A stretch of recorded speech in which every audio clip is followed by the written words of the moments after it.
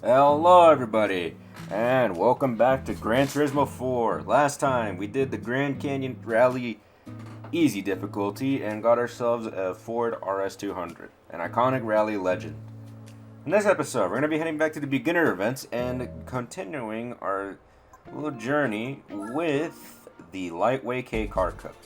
Now, one thing to note about this cup 3,400 millimeters or less. This is the first introduction of a restriction. And in this case, it's a length limit restriction, so we have to look for a car that's 3,400 millimeters or less. I know a few cars that are compatible with this race. Whichever one I find first and whichever one I want to drive the most is the one I'm probably going to end up using.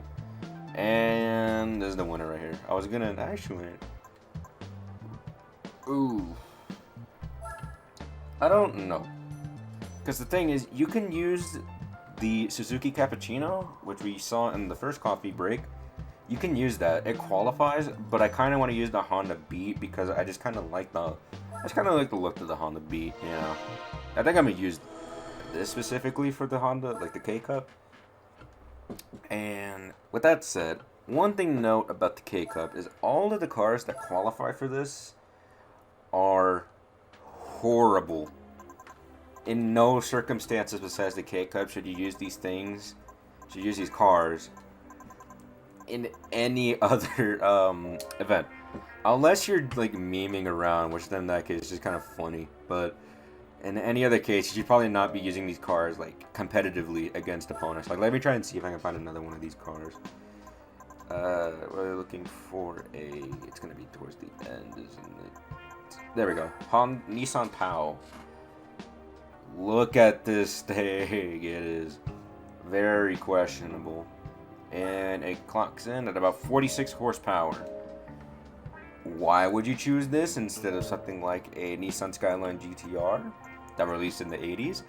I don't know, but it's there. It's there if you want to use it. The Honda Beat falls into the same category, but by stock it's at least a little bit more powerful than the competition. Let's see. 12 horsepower is gonna have to go up a lot. Jesus. I think 92 horsepower may be enough. Well, not really, because I don't know, actually. Because the K-Cup is like cars that are exactly like this. A little horsepower, but like, you know, just little races in general.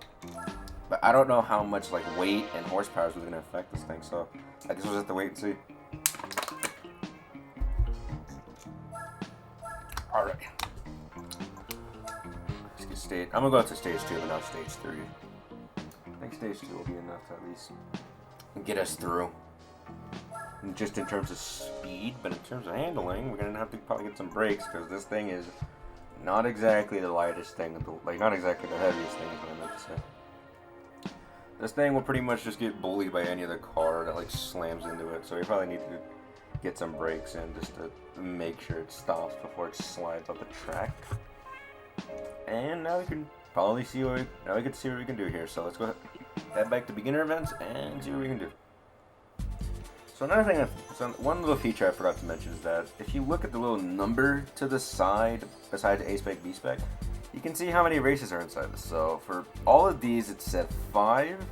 For this one, we have 3 races. And actually, I'm pretty sure for the last 3, if I can back out real quick, for the last 3 tracks, I'm pretty sure it's 3 races for the final 3. So it's not all that long. And specifically for this one, it's all tracks we've seen before.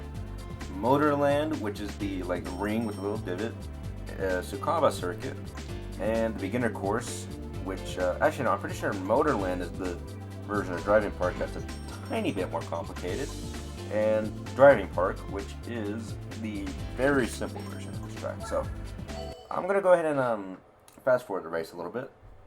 Well, I mean a little bit because it's very interesting to see how these races play out because it's very small cars, you know, not all that much power. So I'm gonna see you guys whenever we get to that final whenever we get to the prize card. Actually, I don't think the final race is all that different, so I'll see you guys then. Alright, time to turn on some video.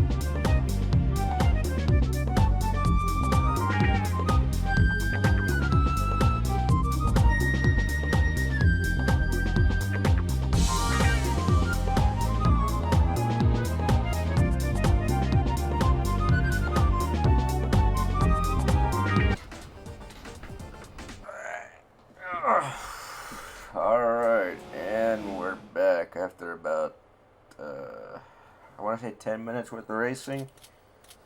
We're back. And we got our final set of 2,000 credits. Back to the kind of bad prize money give outs. So, what is our prize card for this one? So, let's see. In the Lightweight K-Cup Car Championship, we get the Ginetta G4 for the Lightweight K-Car Cup. Possibly the oldest car we've gotten so far, and also the weirdest car we've gotten so far. So let's go ahead and get out. And back out to go check out this new car we just earned ourselves. So, let's go ahead and go see what we got.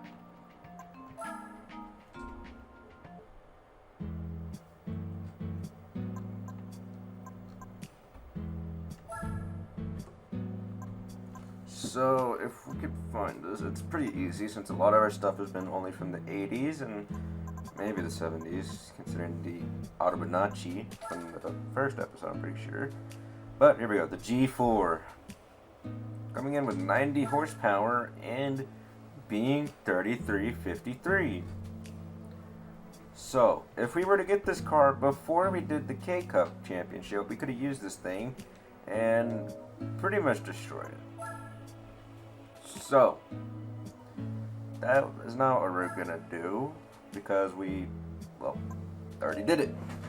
But what we are gonna do is call it an episode. So, next time on Gran Turismo 4, we're going to go into probably the most expensive championship, or like challenge we're gonna do so far, the Spider and Roadsters Cup. So I will see you guys next time.